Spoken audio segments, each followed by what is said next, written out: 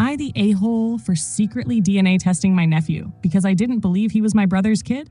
I know how that sounds. Messy, invasive, wrong. But I had my reasons, and the truth turned out worse than I ever imagined. My name's Kara. I'm 28. My brother Josh is 31. Growing up, we were close. Typical sibling stuff. Always had each other's backs. Then he met his now wife, Lily. At first, she seemed fine. Friendly, polite, maybe too perfect. But Josh was happy, so I didn't ask questions. Until they suddenly broke up for about 3 months. They never explained it, just said they were working through things. Then, out of nowhere, they were back together. A year later, Lily was pregnant. I was excited when the baby came. I was Aunt Kara. I held him in the hospital. I cried. I loved that kid instantly. But as time passed, something didn't sit right. He didn't look like Josh, not even a little. My family has very strong features. Dark, curly hair, olive skin, big nose, sharp jawlines. My nephew, light brown hair, pale skin, blue eyes. He must look like his mom, people said. But even that didn't fully make sense. Then there was Lily's behavior. Anytime someone mentioned the break, she shut down. Changed the topic. Got cold. My gut was whispering louder every day. Something isn't right. Last month, Josh and Lily asked me to babysit their son overnight. They were going to a wedding. I had already bought a home DNA kit weeks before. It sat in my drawer unopened. That night, I used it. While my nephew was asleep, I swabbed his cheek. My heart was pounding. My hands were shaking. I felt sick, even as I sealed the envelope. I mailed it the next morning. Then came the waiting. 2 weeks of guilt, anxiety, overthinking, wondering if I had just made the biggest mistake of my life. The email came during work. I rushed to the bathroom to open it. I scrolled to the genetic match section. My brother's name? Nowhere. The match percentage? 0. Not a partial match, not a cousin, not a half-sibling, nothing. I collapsed onto the bathroom floor and cried. That night, I asked Josh to come over. Just him, no Lily. I showed him the DNA results. I told him everything, why I did it, how I did it. It came from a place of love and concern. He was silent for what felt like forever. Then he exploded. You violated my trust. You had no right. You've ruined my family. He stormed out. I haven't heard from him since. 2 days later, Lily called me. Not screaming, crying, accusing. She admitted it. During their break, she slept with someone else. She said she never knew for sure if the child was Josh's, but told herself it didn't matter because Josh felt like the father. She said I destroyed everything, that biology doesn't make a parent, that I had no right to get involved. My mom is furious at me. My dad won't even return my calls. The extended family? Split down the middle. Some say I protected my brother.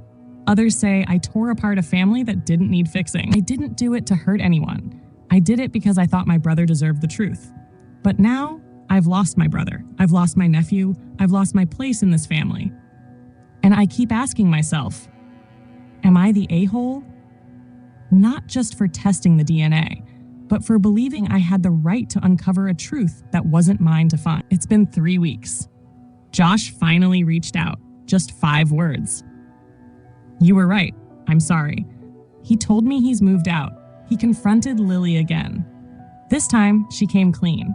She admitted she always suspected the child wasn't his, but was too scared to lose him. She begged him to stay. She said love is more important than biology, that their son is his, even if not by blood. And she's not wrong, but she took away his choice. Josh has started therapy. He's still in his son's life, but it's complicated. He told me he doesn't know what to feel anymore. Love, betrayal, anger, maybe all of it. I haven't seen my nephew. I miss him more than I expected, and it hurts. He won't understand why I disappeared, and he probably never will. I did what I thought was right, but maybe, just maybe, I wanted to be right more than I wanted to do the right thing. Am I the a-hole? Not for testing, but for thinking I knew what someone else needed. Would you want to know the truth? Or would you rather live in peace, not knowing? Am I the a-hole for kicking my sister out after she named her baby after my stillborn daughter?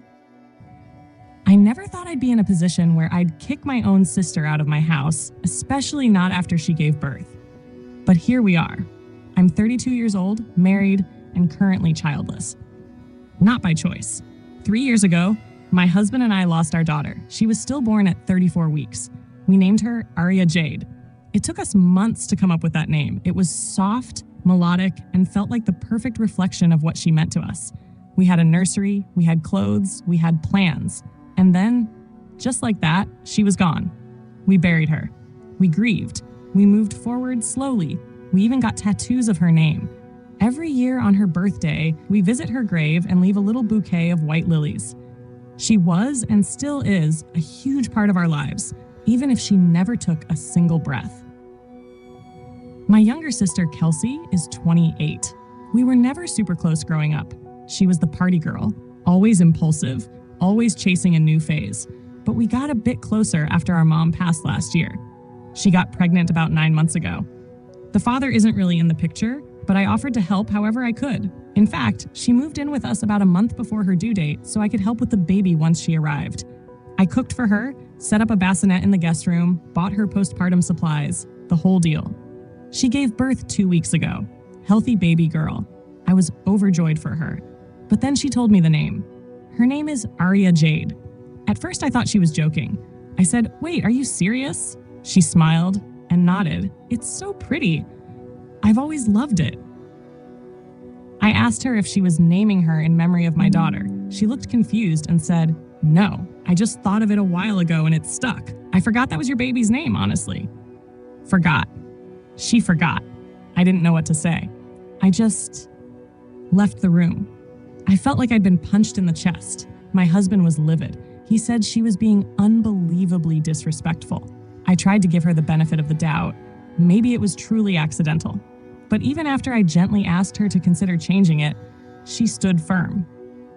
"You don't own names," she said. "Besides, my Aria is alive.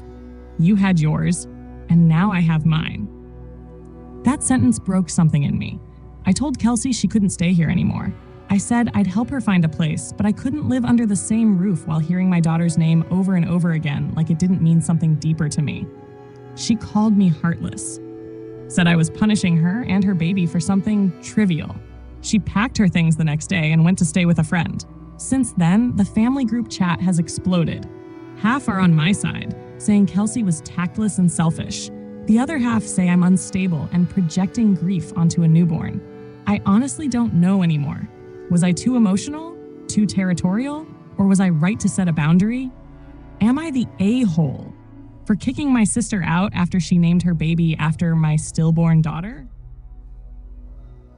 It's been about 3 weeks since I posted here. To say things have escalated would be an understatement. After my sister left our house, she moved in with a mutual friend. I haven't heard from her directly, no calls, no texts, but she's been very active on Facebook, posting cryptic statuses like, "People show you who they really are when they can't control you anymore." And some people grieve so hard, they forget others are living.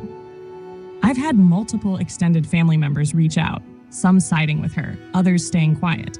My aunt told me privately she thought the name choice was unforgivable. But my cousin posted a rant about how grief doesn't give anyone the right to evict a single mom. The drama has basically split the family in two. But here's the real kicker. I found out that my sister had actually told a friend months ago that she always loved the name Aria Jade, but wasn't going to use it because she knew it was off limits after what happened with my daughter.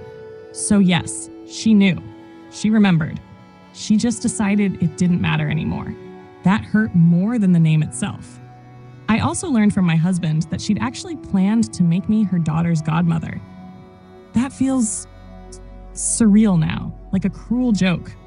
I've spent the last few days asking myself if I overreacted, but then I picture myself holding her baby, hearing Aria cooed and called 100 times a day, and I just shut down. I don't think I can ever look at her daughter without pain. That's not the baby's fault, but my heart isn't strong enough for that.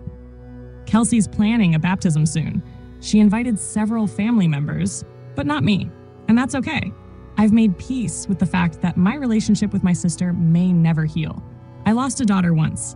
I won't lose myself again trying to protect someone who doesn't protect me.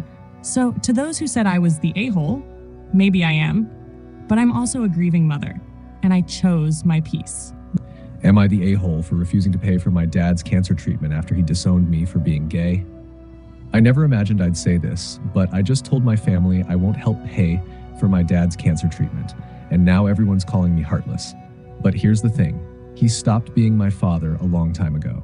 I'm 27 now. But when I was 17, still in high school, I told my dad I was gay. It wasn't a dramatic coming out. I didn't sit him down or make a big speech. I was just texting my then boyfriend one night, and my dad saw a message over my shoulder. He didn't say anything at first, just stared at me for a long moment. Then he walked away.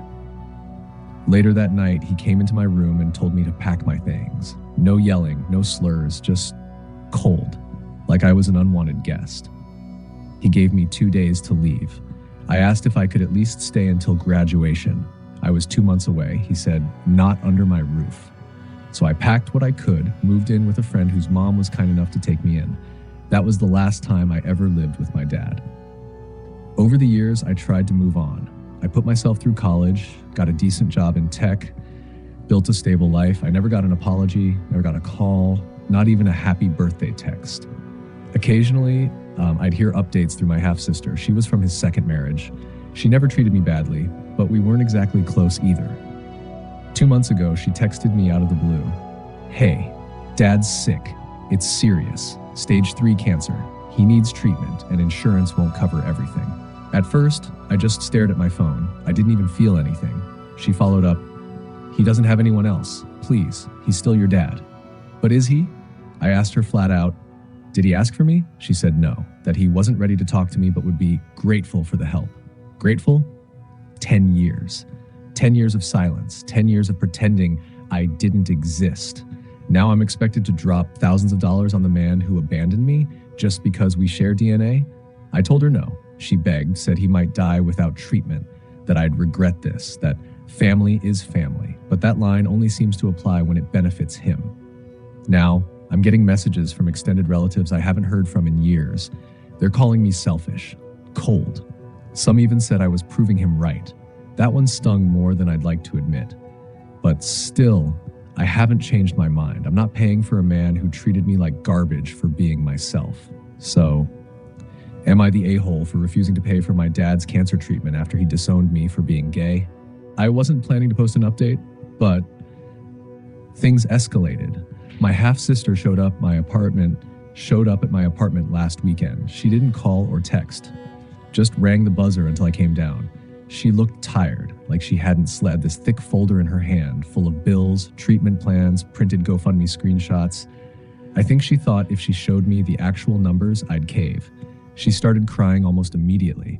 She said my dad's prognosis was worse than they thought, that without more chemo and a potential surgery, he'd be gone in months.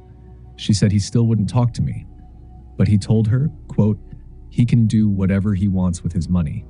I don't need it." Like it was about pride now. I stood there for a long time looking at her. I wanted to tell her I was sorry, that I wished things were different, that I wished I had a dad worth saving. But I didn't say any of that. I just said, "I can't do this." She didn't scream. She just looked at me like I was a stranger. Before she left, she said something I'll never forget. "You think you're protecting yourself, but this is going to haunt you someday."